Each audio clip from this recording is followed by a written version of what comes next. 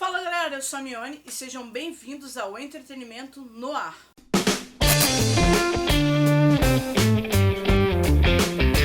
E antes do vídeo começar, já não esqueça de deixar aquele like, se inscreva no canal e compartilhe com seus amigos. O vídeo de hoje eu vou fazer uma análise do filme A Cabana, que estreia apenas no dia 6 de abril aqui no Brasil, porém eu tive a oportunidade de vê-lo através de um convite da Paris Filmes. E antes de você já começar a querer sair do vídeo porque, sei lá, acha que o filme é acabando, vai ser uma coisa extremamente religiosa, um daqueles filmes que querem te empurrar a religião goela abaixo, não é bem assim. Até eu que não tenho essa visão de Deus e Cristo que as maiorias das religiões cristãs pregam, gostei muito do filme e isso me surpreendeu bastante. Mas antes do vídeo continuar, já quero deixar um aviso que vai ter alguns spoilers.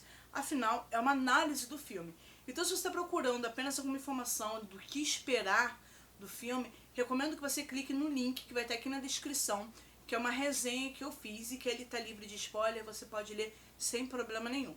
O meu pé atrás que eu fiquei quando fui ver o filme é porque a história fala sobre um cara chamado Mackenzie e que ele perdeu a filha, né, a filha dele foi assassinada e violentada e ele fica muito desgostoso da vida com isso, até que ele resolve voltar à cabana onde tudo aconteceu através de um convite e com isso ele encontra Deus. E aí quando eu vi a sinopse eu já fiquei meio um pé atrás, porque eu tô acostumado com esse tipo de filme assim e eles fogem muito da realidade. Eles colocam muitos elementos fictícios e colocam aquelas coisas muito, como posso falar pra vocês, muita coincidência, e eu odeio isso em filmes.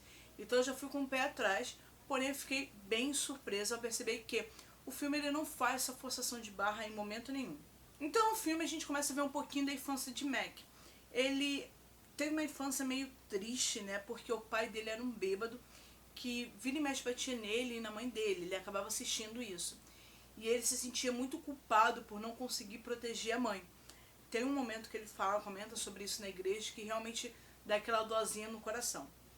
E numa dessas vezes que o pai dele bateu nele, né, quando ele era mais novo, tem uma cena que é muito bacana, que ele tá saindo e ele encontra uma vizinha dele, o chama para poder comer uma torta. A vizinha é interpretada por Octavia Spencer. E ela vê as marcas que tem no rosto dele e fala pra ele que nenhum pai nunca deveria fazer esse tipo de coisa com o filho. E eu vou pedir para que você segure essa informação porque ela vai ser mais importante lá na frente. Bem, com isso o Mac vai crescendo, sempre apanhando o pai, até que um dia, pelo que deu a entender no filme, a sua mãe se matou por não aguentar mais ver o filho apanhando e não poder fazer nada. Isso faz com que o Mac se sinta muito triste e toma uma decisão que nenhum garoto de 13 anos nunca deveria ter que tomar. Ele coloca um tipo de veneno nas bebidas do pai dele e acaba, pelo que a gente entende ali, o pai dele acaba falecendo, né? Não é mostrado muito essa cena, mas mais à frente a gente vem entender isso. Então o Mac cresce, vira um homem adulto e responsável, com 3 filhas e uma linda esposa, aquela família perfeita, bonitinha, que sempre todo mundo idealiza ter. A esposa dele é uma pessoa muito religiosa, que tem um contato assim, com Deus muito forte, no entanto que ela chama ele de papa, né, papai. E o Mackenzie, apesar dele acompanhar a esposa dele nessas idas à igreja e tudo mais, ele não tem tanta fé em Deus. Ele, desde novo, ele já tinha perdido essa sua fé. No começo do filme, tem um momento que o Mackenzie ele resolve acampar com os 3 filhos dele. São 2 adolescentes e a mais nova, que tem uns 6 anos, se não me engano, chamada Missy. E eles acampam e no último dia a Missy desaparece. Apesar das buscas da polícia e tudo mais, eles não conseguem encontrar a garota. O máximo que encontram é o vestido que ela estava usando quando desapareceu, com algumas manchas de sangue. E tinha sido informado que tinha um cara que estava suspeito de matar crianças ali por perto. Então, por não acharem o corpo da garota, só terem achado o vestido dela, a polícia decreta que ela foi morta e você entende também que ela foi abusada. Nisso, Mackenzie perde totalmente a fé em Deus. Afinal, como Deus deixaria uma criança de 6 anos totalmente pura passar por uma coisa dessas? Então acontece um salto de tempo no filme, a gente vê que o psicológico do Mackenzie está completamente destruído, né? Ele está se afastando de tudo, da família e tudo mais, e ele acaba recebendo um dia desses, que ele está sozinho em casa, um bilhete falando para que ele vá até a cabana e assinado pelo papai, né? Não é pelo Papa não, tá, gente? Por Deus, como a esposa dele fala. Ele acha meio estranho, principalmente porque estava nevando muito nessa época, ele não tinha pegados até a caixa de correio, mas ele resolve, ele acredita que pode ser alguma força, né, misteriosa, uma força de Deus, ou alguém muito esperto tentando passar um trote, quando ele fica meio cético sobre isso, e ele acaba resolvendo voltar a essa cabana. Durante o caminho até a cabana, ele se distrai e acaba quase sofrendo um acidente de carro, um caminhão quase bate no carro dele. E aí vou pedir para vocês segurarem também essa informação, que ela vai ser muito importante lá pra frente. O Mackenzie, ele chega na cabana, chega lá, não tem nada demais, não tem ninguém, tá nevando pra caramba, entendeu? E ele vê lá a mancha de sangue no assoalho, né? A mancha de sangue ainda da filha dele no assoalho, fica revoltado e tudo mais. E ele resolve ir embora, porque ele percebe que foi tudo um trote, porque não tem ninguém ali esperando por ele. Quando ele tá indo embora, aparece um homem com aparência, sei lá, meio indiana, e fala com ele, dá oi pra ele, e fala para que ele o siga, porque tem uma pessoa esperando por ele. Mackenzie acha estranho, guarda a arma, que ele tinha puxado uma arma para poder atirar no cara, e segue o cara. Conforme ele vai seguindo o cara, tem uma determinada parte que a paisagem muda totalmente. Eles estavam numa floresta em pleno inverno, eles passam a estar numa floresta em plena primavera. E aí, depois desse caminho, eles encontram uma casa, uma cabana. E chegando nessa casa, eles acabam encontrando duas outras mulheres. Uma delas é interpretada pela Octavia Spencer. Você lembra que ela apareceu lá no começo como vizinha? Então, isso ainda vai ser importante. Segura mais um pouco. E a outra é uma outra mulher mais jovem, mais adolescente, adolescente, adulta, e que ela é uma oriental. E nisso, o Mac pergunta quem são eles, e basicamente o homem indiano, ele é Jesus, a mulher oriental, ela é o Espírito Santo, apesar dela não usar esse nome, mas fica claro que ela é o Espírito Santo, e a Octavia Spencer é Deus. E nessa cena Deus diz para Mackenzie que ele preferiu vir numa forma feminina, porque ele acha que ele teria problemas se ele aparecesse realmente lá, se Deus aparecesse para ele realmente como um pai, devido aos problemas que Mackenzie teve na infância. E bem, durante o filme existem vários questionamentos que são feitos pelo Mackenzie para Deus, e um deles é sobre o abandono. Por que Deus tem abandonado as pessoas? Abandonou a ele quando era criança, abandonou a filha dele quando a filha dele precisou, e abandonou até mesmo Jesus. Deus fala que nunca tinha abandonado. Mackenzie fala, cita, né, aquela parte da Bíblia que Jesus fala: por que me abandonastes? Nessa hora, Deus, Octavia Spencer, pega o braço e mostra essa parte aqui do braço, mostrando ter as marcas, as mesmas marcas que Jesus tem dos pregos que prenderam ele na cruz. E ele fala: eu nunca abandonei vocês, eu estive lá o tempo todo. E aí a gente volta para aquela cena logo do início do filme, aonde a Octavia Spencer é a vizinha de Deus. Então nesse momento eu tive duas teorias sobre isso. Que aquela vizinha ela nunca existiu, na verdade, que era Deus ali falando com ele, que geralmente é a ideia mais, é a teoria, né, que as pessoas pensam de imediato.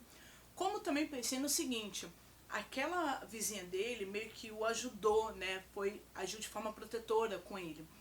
Então pode ser que Deus tenha recorrido a utilizar uma figura que ele visse como sendo uma figura protetora. Então quando ele veio nessa figura protetora. Então aí vocês vão decidir qual é a melhor teoria. Ou a vizinha nunca existiu e era Deus ali representando fisicamente uma forma que o Mac viu, ou Deus realmente estava lá, mas da forma que ele estava com todo mundo, e ele desceu, ele veio, né, falou com o Mackenzie de uma forma, usando a mesma imagem da vizinha dele.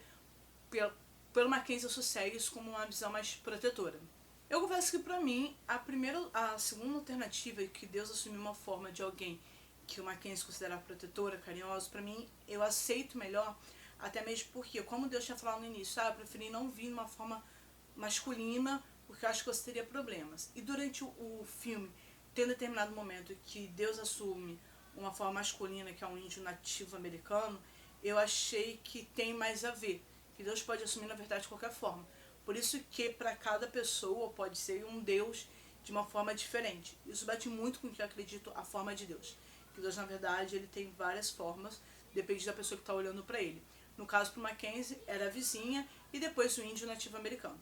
Para mim, um dos melhores momentos do filme é o momento que é que ele vai encontrar a sabedoria, que é representada nada menos do que pela Alice Braga, representando muito bem os brasileiros, porque ela simplesmente arrasou. Pra mim foi uma das melhores cenas do filme. O que acontece? Ele tá numa caverna, junto com a sabedoria, e ele resolve fazer alguns questionamentos para a sabedoria, né? Ele inicialmente pensa que a sabedoria vai julgá-lo, porque pelo que ele fez na infância, é aí que você se liga que ele realmente matou o pai dele, mas ela não julga. Ela fala, não, você julgou sua vida toda, então você é um especialista nisso, e coloca ele sentado para poder julgar algumas pessoas. E ela começa a mostrar algumas cenas de, sei lá, mortes, por exemplo, essas pessoas que estão morrendo em nome de religião e etc, e atentados. Ela vai perguntando, você acha que essas pessoas merecem o inferno? E ele vai falando que sim, que eles têm que pagar, que eles têm que ir para o inferno. Ela vai mostrando várias imagens, e mostra imagens de várias coisas assim, grandes que aconteceram, pessoas que fizeram muitas maldades, e ele fala que essas pessoas merecem ir para o inferno. Então ela mostra uma imagem da infância, uma lembrança, né, do Mackenzie com o pai, do pai dele batendo nele e tal. Aí pergunta, você acha que ele merece ir pro inferno? Aí ele fala, sim, ele merece ir pro inferno para pagar e tudo mais. E vai mostrando várias imagens, e mostra uma imagem de uma criança apanhando do pai, sendo castigada pelo pai. E ela pergunta, você acha que ele merece ir pro inferno? Que esse garotinho merece ir pro inferno? Ele fala, não. Ela, você acha que ele deve morrer e ir pro inferno? Aí o Mackenzie fala, não, ele é uma criança, ele é apenas uma criança, defendendo o garoto dessa forma. Ela, pois é, mas você já o julgou, porque ele na verdade é o seu pai. Então mostra essa questão de julgamento, eu achei bem interessante, uma forma de você refletir bastante, porque a gente vive julgando os outros, e ela fala isso também. A gente julga as pessoas o tempo todo, sejam pelas roupas, seja pela posição social, seja por algum traço da personalidade, você está sempre julgando as pessoas, entendeu? E sem conhecê-las totalmente, sem conhecer a história delas. E eu acho que isso faz a gente refletir uma coisa muito forte, que é essa questão de quem somos nós para julgar o outro, né? E quando eu falo julgar, não é só você, sei lá, rir, apontar, falar mal dessa pessoa, mas é até mesmo quando você tá, sei lá, dentro do ônibus e entra uma pessoa mal vestida ou algo do tipo e você já olha de cara feia. Então, eu acho que esse momento fez a gente refletir bastante sobre isso. Continuando com isso, ela mostra, né, em uma determinada parte, os dois filhos do Mackenzie, os que estão vivos ainda, os dois adolescentes. E ela fala, você tem uma escolha, você tem que mandar um deles pro inferno e o outro vai viver no paraíso, algo assim. Mas um deles vai pro inferno. Quem você vai mandar pro inferno? Ele fala que não pode mandar nenhum dos dois. Ela, vamos, você tem que decidir. Um vai pro inferno, um vai passar o resto da eternidade no inferno. Quem você quer que vá pro inferno? Quem deve ir pro inferno? Ele fala que ele não pode decidir isso e tudo mais. E ela continua falando alguns erros pequenos que os dois cometeram, como mentir, se afastar da família e tudo mais. E ele continua gritando, não, eles são só crianças, eles não podem, não sei o que, eu não posso fazer isso, eu não posso mandá-los pro inferno, mande a mim. E aí a hora que ela para, ele fala, eu pago pelo que eles fizeram, mande a mim pro inferno, eu pago por tudo isso, mas deixa eles a salvo, não toque neles, deixa eles em paz.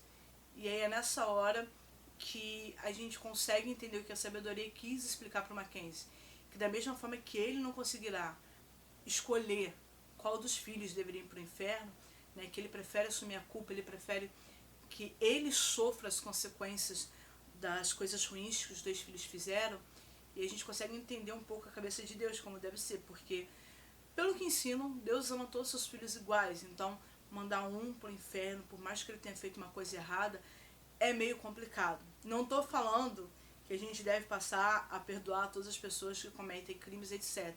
Não, é só mesmo para vocês refletirem sobre isso. E eu achei esse tipo de reflexão muito bacana, assim, excepcional, de verdade.